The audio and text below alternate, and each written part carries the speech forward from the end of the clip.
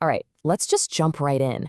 How in the world do criminals use some seriously complex math to make billions of dollars in crypto just vanish? Today, we're going to deconstruct the main tool they use for this little magic trick, the crypto mixer. Now, you've probably heard that crypto is all about being anonymous. But here's the thing, that's not really true. In fact, it's kind of the opposite. Most crypto transactions are radically transparent. Every single one, like this simple transfer from wallet A to a merchant, is stamped onto a permanent public record that literally anyone in the world can see and follow. I want you to think of it like this. It's a global financial system that's built inside a giant vault made of glass. If I know your address, that's your digital identity, I can see every coffee you've ever bought, every single asset you own. Your entire financial history is right there for the world to see. So for most of us, this level of transparency is actually a good thing. It's a feature that builds trust. But for some groups, this absolute transparency, well, it's not just a problem, it's a fatal flaw.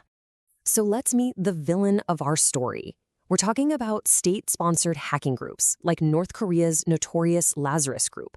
These guys operate under some really strict international sanctions. They steal billions in crypto to fund their regime. But here's the catch. They can't use it if every transaction can be traced right back to them. They need a way to, turn the lights off inside that glass vault. So how do they do it? They use this super sophisticated tool, a cryptocurrency mixer. And it all starts with making a secret deposit. Let's try an analogy to make sense of this. Picture a huge locker room, okay? And it's filled with thousands of identical, totally anonymous lockers. You put your funds into this shared pool, which is really just a big piece of code called a smart contract. Bam, your money is now all mixed up with everyone else's. And in return, you get this secret cryptographic note. It's like a special key to a locker, but nobody, and I mean nobody, knows which locker is yours. So here's the key part. Your funds are now totally indistinguishable from all the other money in that pool. But that creates a massive technical headache. How do you actually prove that you own the money you put in and get it back out without creating the very link you were trying to hide in the first place? Well, this is where the real magic happens. The solution comes from a pretty groundbreaking area of cryptography called zero-knowledge proofs.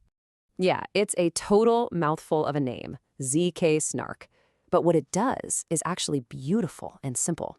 It's a way for you to prove that you know a secret, in this case, your secret note or key, without ever having to reveal the secret itself. I know. That sounds completely impossible, right? How can you prove you know something without actually showing it to me?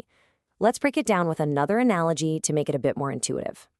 We're going to call this one the Where's Waldo analogy. So imagine you and I are staring at a gigantic Where's Waldo poster. You found him, but you want to prove it to me without just pointing and showing me his exact location on this huge poster. So here's how you do it. You take a big piece of cardboard and you cut a tiny Waldo-sized hole in it. Then you place that hole directly over him on the poster. You show me just that little window. I can see Waldo clear as day, so I know for a fact you found him. But because the entire rest of the poster is covered up, I have absolutely no idea where he is. Your secret note is knowing where Waldo is, and the ZK-SNARK, that's the piece of cardboard. It's the proof. Okay, so you've privately proven you own the funds. The only thing left to do is pull them out and send them to a brand new, clean wallet. But even here, at the very last step, there's one final, really clever trap that's designed to catch you. See, every single transaction on a blockchain needs a tiny fee. People usually call it gas. If you pay that gas fee from your new clean wallet to get the money out of the mixer, you've just created a public on-chain link between those mixed funds and your new identity.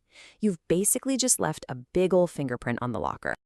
So this slide lays it out perfectly. On the left, you see the rookie mistake. Paying the fee with your new wallet B creates that public link.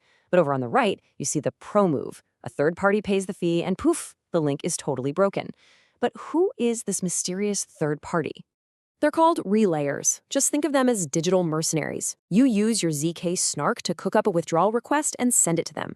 The relayer pays that public gas fee from their own wallet, and for their trouble, they get to keep a small tip from the money you're withdrawing. And just like that, the final on-chain link is gone. The getaway is complete. So the tech itself is pretty much perfect. It gives you mathematically guaranteed privacy. But this incredible tool has kicked off a massive conflict out here in the real world. Because, while the math and the code are totally neutral, the real-world consequences are anything but. This technology has attracted the full, undivided attention of governments all over the world.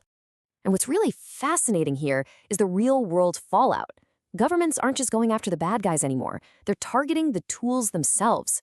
We're seeing official inquiries. We're seeing regulators calling out crypto mixers as a top-tier concern for national security and sanctions evasion.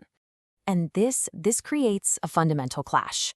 On one side, you have the code. It's open source, it lives on a decentralized network, and for all intents and purposes, it's immutable. You can't just unplug it. But on the other side, you have the law. Governments have a mission to stop money laundering and enforce sanctions. It is the classic unstoppable force meets an immovable object. This quote from Elie Wiesel just really frames the stakes perfectly. It brings up these really complex ethical questions. Is total financial privacy a fundamental human right? A tool to fight back against financial censorship? Or is it just too dangerous of a risk in a world where bad actors can use it to fund their operations? And that's the stalemate we're stuck in. The technology for perfect financial privacy is here, and you can't put that genie back in the bottle. But governments have drawn a line in the sand. They see its use in this context as a threat to national security.